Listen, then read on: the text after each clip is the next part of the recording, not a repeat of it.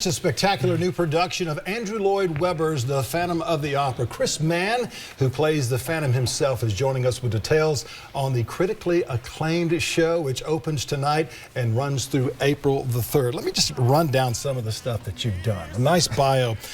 You were Christine Aguilera's finalist on The Voice. You have a #1 album hit.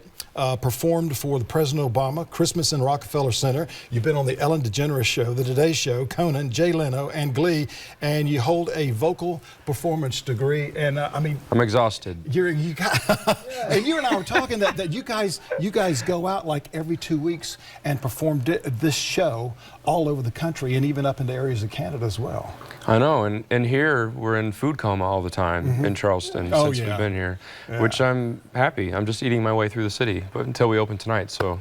And which is really nice because you're getting paid to be here to eat your way through, which a lot of people save their money. What's it like to be really the lead role in Phantom of the Opera? So many people have seen this on Broadway, and you guys are out and about, and everybody knows about this play. You know, this is it's very exciting. Thank you. It's a dream for me to play this role and to be in such a huge production. This is one of the largest tours in the country, and it's a beautiful show. I was a fan of it growing up, and this is a redirection. This is a new staging. It's a new set, and it's very exciting to reinvent such an iconic story. So I'm very proud to be a part of it. How does this differ from the Broadway show? I understand you have some new portions of the set as well. Oh yeah. Well, I mean, I'd say the set is a character unto itself that people are constantly blown away by. It's enormous. It's Bluetooth operated, very high tech. But in general, the story is intact. The music is intact. The costumes that everyone, the opulence of them all. They're tens of thousands of dollars a piece. These dresses that you're seeing. So that's all intact. The story that we know and love. The direction has been sort of revamped to be a little bit more modern, more edgy. I'm obviously cast as a younger Phantom than is typical to sort of make that love triangle with Christine and Raoul a little bit more realistic. But so it's exciting to see the little nuances, but the story is all there. Michael Crawford, I understand, was the first Phantom. Well, he's a very iconic Phantom. There's been a few of them, and not too many people have played it in general. So I'm happy to be on the list. It's got to be quite an honor. Yeah, absolutely.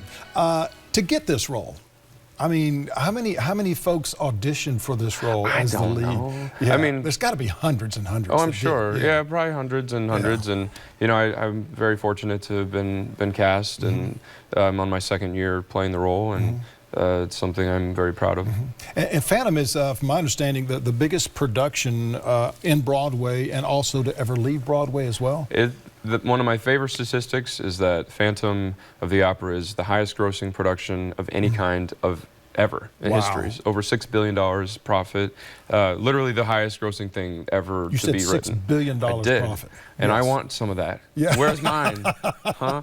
Well, you're working on it right now, aren't you? You're working on it right now. It's crazy. It's an amazing phenomenon. That's this show. The Phantom opens tonight at the Performing Arts Center at North Charleston, and you guys are playing all the way through April the 3rd. And this is one show a night that goes on. Sort of. We do 8 shows a week, so we have a matinee on Thursday this week and next week, and over the weekend, of course, Saturday and Sunday matinees, and next week the same Saturday and Sunday matinees. So it's a busy schedule. It's a Broadway schedule, so we do 8 shows a week, no matter how many days it takes to do it. God, and so you've got like 52 people that are going around with you, the actors as well as an orchestra as well. What's crew? Like? Yeah, we travel. We have a huge.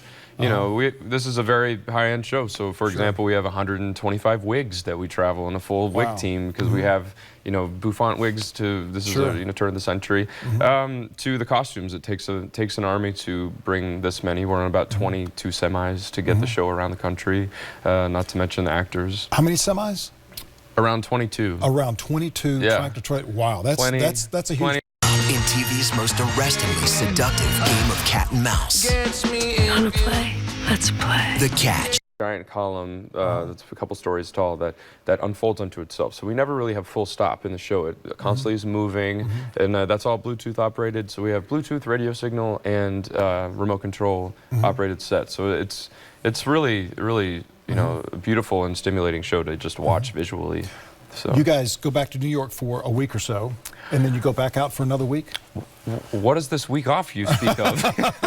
Where do you go? How from do here? I get that? Let's put it this way. No, where do you go from here? We from here we go to Syracuse. So we're in a city for 2 weeks typically, and we travel on a Monday, and on Tuesday we have set up the show, and we open on a Wednesday, and we work through, and then that next Monday we take off, do the next week, and then we have our Monday, Tuesday travel, and we open on a Wednesday. So it's a constantly moving machine. That we're very fortunate. We have people wanting to see it all over the country, so we don't really stop. We just keep going. No doubt. So you go to Syracuse. What are some of the other cities that y'all have been to? Well, we just left my personal favorite, Nashville, Tennessee, where I went to college, and Charleston was a big one on my list as well because it's just such a beautiful place. Toronto, LA, San Francisco, Atlanta, Chicago, the big markets in the country, and then some other select cities that we're lucky to get to. You're probably the most noted graduate of Vanderbilt, I would imagine, then? Of all time? No, I don't know. I'm sure there's some people that are working on medical, amazing things. No, I'm a proud graduate of Vanderbilt and the Blair School of Music, and yeah, absolutely. And I'm but I don't know about the most notable, but I went there. You're getting around a lot more than probably anybody else. Thank you so very much. I know it'll be a tremendous success right here in Charleston. We've got some Easter Sunday table settings coming up in just a moment, so stay with us. Make sure you get those tickets to Phantom starting tonight.